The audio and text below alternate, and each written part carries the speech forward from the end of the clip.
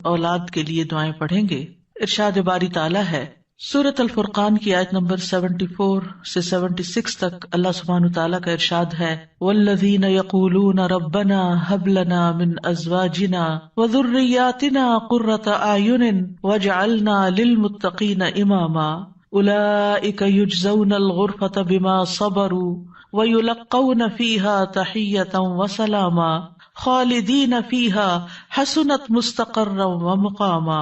اور وہ لوگ جو کہتے ہیں اے ہمارے رب ہمیں اپنے ازواج اور اولاد کی طرف سے آنکھوں کی ٹھنڈک عطا فرما اور ہمیں متقی لوگوں کا امام بنا، یہی لوگ ہیں جو اپنے صبر کے بدلے جنت میں بالا خانے دیے جائیں گے اور وہ اس میں دعائے خیر اور سلام سے استقبال کیے جائیں گے، اس میں وہ ہمیشہ رہنے والے ہوں گے۔ کتنا اچھا ٹھکانہ اور کتنی اچھی قیام گاہ۔ اولاد کے لیے دعا مانگنا انبیاء اور اہل ایمان کا شیوا رہا ہے۔ ابراہیم علیہ السلام نے دعا کی تھی رب ھب لی من الصالحین، اے میرے رب مجھے نیک اولاد عطا فرما۔ اہل ایمان کی دعا اللہ تعالیٰ نے قرآن مجید میں ذکر کی ہے وَأَصْلِحْ لِي فِي ذُرِّيَّتِي، اور میری خاطر میری اولاد کی اصلاح کر دے۔ زکریا علیہ السلام نے دعا کی تھی فَهَبْ لِي مِن لَّدُنْكَ وَلِيًّا يَرِثُنِي وَيَرِثُ مِنْ آلِ يَعْقُوبَ وَاجْعَلْهُ رَبِّ رَضِيًّا، مجھے اپنے پاس سے ایک وارث عطا فرما جو میرا وارث بنے اور آل یعقوب کا وارث ہو،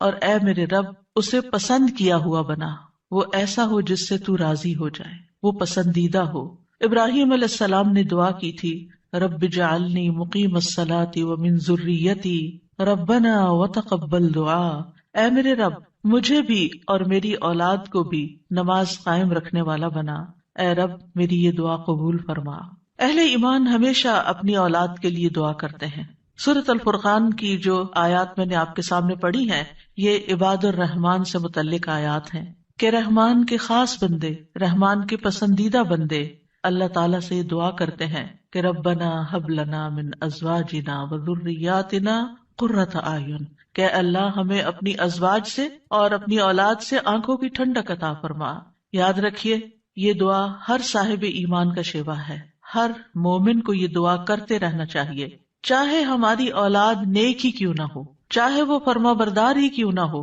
چاہے وہ قرآن کی حافظ ہی کیوں نہ ہو، چاہے وہ دین کی عالم ہی کیوں نہ ہو، پھر بھی یہ دعا مانگتے رہنا چاہیے، اس لیے کہ دل رحمان کی 2 انگلیوں کے درمیان ہوتا ہے، وہ جیسے چاہے انہیں پھیر سکتا ہے۔ ہمیں نہیں معلوم کہ آج اگر ہماری اولاد دین پر ہے تو کل اس کا مستقبل کیا ہوگا، اس لیے کبھی بھی اس بارے میں بے فکر نہیں ہونا چاہیے۔ نیک سے نیک ترین اولاد بھی ہو، تہجد گزار بھی ہو، صائم اور قائم ہو، لیکن پھر بھی دعا کرتے رہیں۔ اگر آپ کی اولاد نیک ہے تو آپ کی دعائیں ان کی نیکی میں استقامت اور اضافے کا سبب بنے گی، یعنی وہ مزید نیک بنے گی، ان کے اندر مزید استقامت آئے گی، اور پھر اسی طرح ان کا ایمان بھی بڑھے گا۔ اور اگر وہ نیک نہیں ہے اور اگر وہ آپ کی آنکھوں کی ٹھنڈک نہیں ہے تو اس دعا سے انشاءاللہ وہ آپ کی آنکھوں کی ٹھنڈک بنیں گے۔ تو ہم سب کو بھی یہ دعا کرتے رہنا ہے کہ اے اللہ ہماری اولاد کو نیک بنا اور ان کو متقین کا امام بنا، یعنی تقوی والوں کی صحبت میں ہوں اور تقوی والوں میں بھی سب سے آگے ہوں، تقوی والوں کو بھی مزید لیڈ کرنے والے ہوں، ان کی رہنمائی کرنے والے ہوں، اور پھر یہ کہ وہ ہماری آنکھوں کی ٹھنڈک بھی ہوں، یعنی جہاں وہ رب کے پسندیدہ ہوں وہاں وہ ہمارے لیے بھی باعث سکون ہو۔ اس کے ساتھ ساتھ انسان کے لیے لازم ہے کہ وہ اپنی اولاد کی نیک تربیت بھی کرتا رہے، کیونکہ تربیت کی کوشش کرنا جو ہے ایک صبر آزما کام ہے۔ اسی لیے اس آیت کے بعد جو آیت آتی ہے اس میں صبر کرنے والوں کی جزا جنت میں غرفہ بتائی گئی ہے۔ عربوں کے ہاں گھر کے اندر جتنے بھی کمرے ہوتے ہیں ان میں سے سب سے بہترین کمرہ غرفہ کہلاتا ہے، یعنی سب سے اعلیٰ ترین درجہ۔ تو جنت میں بھی جب غرفہ کی بات ہے تو اس سے مطلب کوئی ہائی رائز بلڈنگ نہیں ہے، کیونکہ وہ ایک جگہ پر آتا نا کہ غرفات پر غرفات مبنیہ ہوں گے، تو اس سے مراد یہ ہے کہ جنت کے اعلیٰ ترین مقامات اللہ تعالیٰ ان کو عطا کرے گا جو صبر کے ساتھ تربیت بھی کرتے رہیں گے اور صرف اپنی تربیت اور اپنی کوشش کو کافی نہیں سمجھیں گے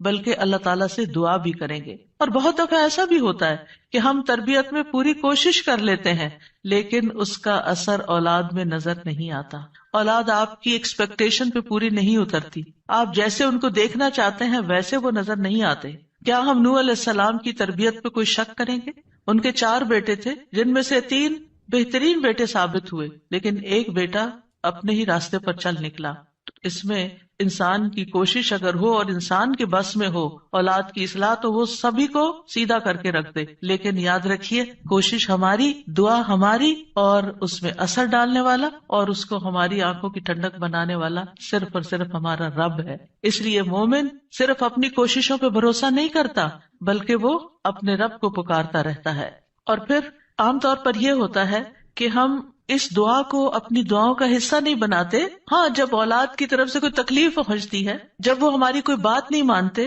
یا ہمیں ناراض کرتے ہیں، تو پھر ہمیں خیال آتا ہے کہ ہمیں دعا کرنی چاہیے کہ ان کی اصلاح ہو جائے اور یہ سیدھے ہو جائیں اور ہماری آنکھوں کی ٹھنڈک بن جائے. یاد رکھیے، یہ صرف اولاد کے بگاڑ کے وقت کی دعا نہیں ہے، بلکہ ہمیشہ یہ دعا کرتے رہنا چاہیے. اپنی روزمرہ زندگی کی خاص دعاؤں میں اس دعا کو شامل کر لیں. اپنی نمازوں میں، سجدوں میں، قبولیت کے اوقات میں اپنی اولاد کے لیے دعا کرے، کیونکہ اولاد انسان کی محبوب ترین چیزوں میں سے ہے. جن کو اللہ نے اولاد کی نعمت سے نوازا ہے، وہ اچھی طرح سمجھ سکتے ہیں کہ ہماری زندگی میں اولاد کا کیا مقام ہے. یعنی جب تک انسان والدین نہیں بنتا، ماں باپ نہیں بنتا، وہ اس بات کو سمجھ ہی نہیں سکتا کہ اولاد کیا چیز ہوتی ہے. کیونکہ انسان زندگی میں مختلف چیزوں سے محبت کرتا ہے، مختلف چیزوں کے ساتھ انسان کا لگاؤ ہوتا ہے، مختلف کام یا مختلف چیزیں اس کو پسند آتی ہیں. لیکن جب ایک عورت ماں بنتی ہے، ایک مرد جو ہے وہ باپ بنتا ہے، تو اس کے بعد اس کی زندگی میں جو تبدیلی آتی ہے،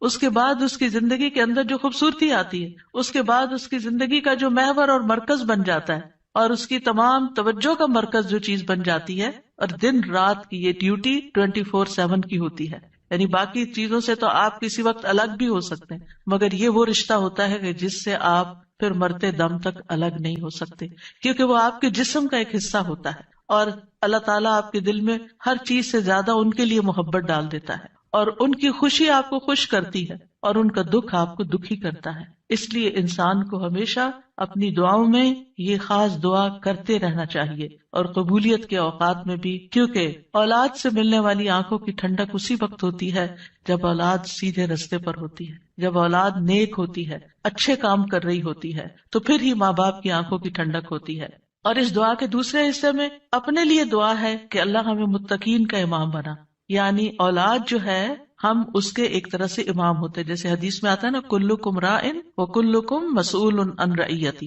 تو ہر ایک ہم میں سے راعی ہے، ہر ایک لیڈر، ہر ایک ذمہ دار ہے. تو اللہ تعالیٰ ہمیں ماں باپ کی حیثیت میں ایسا رول ماڈل بنا کہ ہم متقی ہوں اور ہماری اولاد بھی متقی ہو. یعنی ہماری اولاد میں بھی نیکی ہو، اور پھر ہم نیکی کے ساتھ آگے ان کی رہنمائی کرنے والے ہوں. اور ویسے جنرل سینس میں دیکھیں تو اس میں انسان کو ایک ہائیسٹ مقام حاصل کرنے کی دعا یہاں سکھائی گئی ہے، اور وہ کیا کہ انسان